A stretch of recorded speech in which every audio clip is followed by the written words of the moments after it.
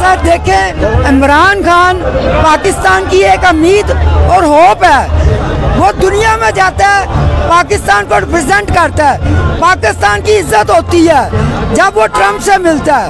तो देखें, जब नवाज शरीफ बैठा होता है वो कैसे दबक के बैठा होता है। जब शहबाज शरीफ दुनिया में गया है भिखारी बन के, किसी ने उसे भीख नहीं दी। ये पाकिस्तान के दुश्मन है, ये सिर्फ अपने खजाने भरते हैं। अवाम को और पाकिस्तान का इन्होंने कभी नहीं सोचा। ये अपने केस खत्म कराने आए हैं। जो इनके केसों में इन्वॉल्व थे वो बंदे मार गए हैं।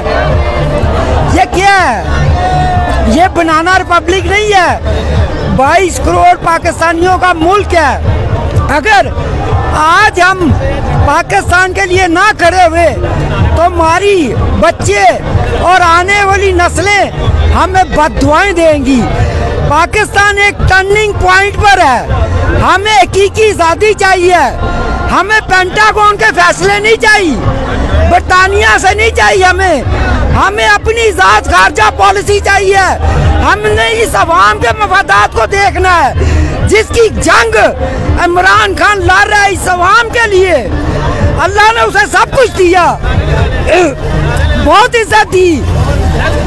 इन्होंने अच्छे हथकंडे जो गंदी सियासत ये करते हैं, इन्होंने हर वो गंदा हरबा उसके ऊपर इस्तेमाल किया। मगर इज्जत देने वाला अल्लाह है। अल्लाह ने उसे इज्जत दी और ये सारी जिंदगी जलील हुए हैं।